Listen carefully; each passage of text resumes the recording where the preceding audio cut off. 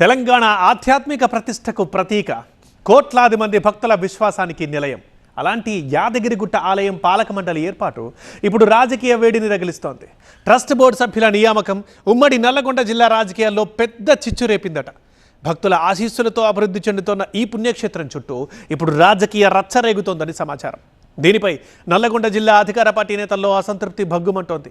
ఆ అసంతృప్తిని అస్త్రంగా మార్చుకునేందుకు బీఆర్ఎస్ ప్రయత్నిస్తోందట. కానీ ఇంతకీ కాంగ్రెస్ నేతల్లో ఇంత కాకరేగడానికి గల కారణం ఏంటి? యాదగిరిగుట్ట పాలక మండలి కోట ఏది నల్గొండ జిల్లా వాటా?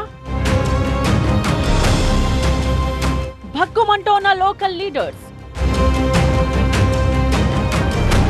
బీఆర్ఎస్ కు అస్త్రాన్ని అందించిన కాంగ్రెస్. గుట్ట చుట్టూ రాజకీయం. యాదగిరిగుట్టపై కొలువుదీరిన శ్రీ లక్ష్మీ నరసింహస్వామి దివ్యక్షేత్రాన్ని గత ప్రభుత్వం కోట్లాది రూపాయల ఖర్చుతో పునర్నిర్మించింది. పూర్తిగా కృష్ణశిలలతో, అద్భుతమైన శిల్పకళతో ఆలయాన్ని అత్యద్భుతంగా తీర్చిదిద్దారు.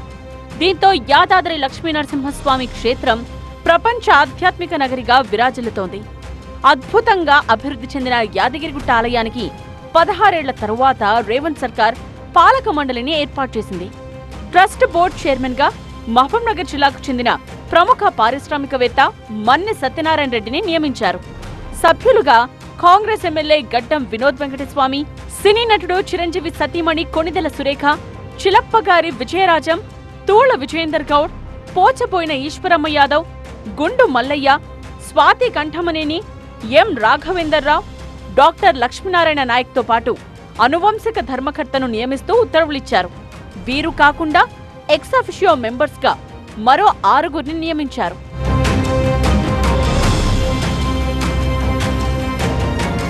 యాదగిరిగుట్ట ఆలయ ట్రస్ట్ బోర్డు ఏర్పాటు ఇప్పుడు రాజకీయంగా అలజడి రేపుతోందట. ఉమ్మడి నల్లగొండ జిల్లాలో అధికార పార్టీ నేతల్లో అసంతృప్తి భగ్గుమంటోందని చెప్తున్నారు. జిల్లాకు చెందిన అధికార పార్టీ ఎమ్మెల్యేలు, నేతలు ట్రస్ట్ బోర్డులో తమ అనుచరులకు చోటు దక్కుతుందని ఎన్నో ఆశలు పెట్టుకున్నారు. స్థానిక కాంగ్రెస్ ఎమ్మెల్యే విప్ బీర్ల ఐలయ్యను సభ్యుడిగా నియమించకపోవడంపై ఆయన అనుచరులు అసంతృప్తితో రగిలిపోతున్నారని సమాచారం. ఎమ్మెల్యేలు కుంభం అనిల్ రెడ్డి, మందుల సామేల్ కూడా తమ అనుచరులకు ట్రస్ట్ బోర్డులో పదవులిప్పించడం కోసం ప్రయత్నాలు చేశారు. భువనగిరి ఎంపీ కిరణ్ కుమార్ రెడ్డి కూడా తన అనుచరులకు పదవులు కట్టబెట్టాలని భావించారట. వీళ్లతో పాటు మంత్రులు ఉత్తమ్, కోమటిరెడ్డి అనుచరులు కూడా పాలక మండలిలో పదవులను ఆశించారని చెప్తున్నారు. అయితే వీళ్ల అంచనాలు తల్లకిందులు కావడంతో తీవ్ర అసంతృప్తి వ్యక్తం చేస్తున్నారనే టాక్ వినిపిస్తోంది. ఉమ్మడి జిల్లా నుండి ఒక్క ప్రజాప్రతినిధికి కూడా ఆలయ ట్రస్ట్ బోర్డులో అవకాశం కల్పించకపోవడంపై నేతలు మండిపడుతున్నారని చెప్తున్నారు.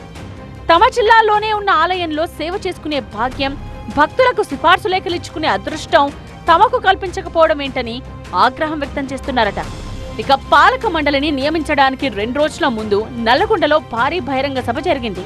ఆ సమయంలోనూ జిల్లా మంత్రులు, ఎమ్మెల్యేలు, ఎమ్మెల్సీలతో మాట మాత్రంగా కూడా పాలక మండలి సభ్యుల నియామకం గురించి చెప్పలేదని, ఇది వాళ్లల్లో మరింత ఆగ్రహాన్ని తెప్పించిందంటున్నారు.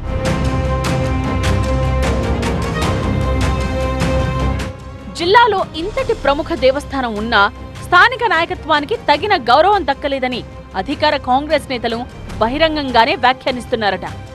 బీఆర్ఎస్ తో సంబంధాలున్న కుటుంబానికి చెందిన వ్యక్తిని చైర్మన్ గా నియమించారని, బీజేపీతో పాటు ఇతర పార్టీలతో అంటగాకుతోన్న కుటుంబాలకు చెందిన వాళ్లను సభ్యులుగా నియమించడమేంటని కాంగ్రెస్ నేతలు తీవ్ర అసంతృప్తి వ్యక్తం చేస్తున్నట్టు చెప్తున్నారు. ఇంత కీలకమైన బోర్డులో జిల్లాకు చెందిన వారికి ప్రాధాన్యత తగ్గించడం, ఇతర ప్రాంతాల వారికి ఎక్కువ ప్రాధాన్యత ఇవ్వడంపై తీవ్ర విమర్శలొస్తున్నాయట. ఇప్పటికే వర్గపోరుతో సతమతమవుతోన్న నల్లగొండ జిల్లా కాంగ్రెస్ రాజకీయాల్లో ట్రస్ట్ బోర్డు ఏర్పాటు పెద్ద చిచ్చు రేపిందంటున్నారు. ఇక యాదగిరిగుట్ట ఆలయ పాలక మండలి ఏర్పాటుపై మునుగోడు ఎమ్మెల్యే కోమటిరెడ్డి రాజగోపాల్ రెడ్డి తీవ్రంగా మండిపడ్డారని చెప్తున్నారు. ట్రస్ట్ బోర్డు సభ్యుల నియామకం విషయంలో జిల్లాకు చెందిన ఎమ్మెల్యేలు, నేతలను సంప్రదించి చేస్తే బాగుండేదని, సీఎం వ్యవహార శైలి బాగోలేదని ఆయన వ్యాఖ్యానించారట. సమన్వయంతో పాలన చేయకపోతే పార్టీకి తీవ్ర నష్టం చేకూరుతుందని, ఈ విషయాన్ని పీసీసీ అధ్యక్షుడు మహేష్ కుమార్ గౌడ్, ఏఐసీసీ ప్రధాన కార్యదర్శి మీనాక్షి నటరాజన్ దృష్టికి తీసుకువెళ్తానని రాజగోపాల్ రెడ్డి చెప్పినట్టు సమాచారం. తెలంగాణలోనే ప్రముఖ దేవాలయానికి పాలక మండలిని నియమించే సమయంలో దేవాదాయ శాఖ మంత్రి కొండా సురేఖ విదేశీ పర్యటనలో ఉన్నారు.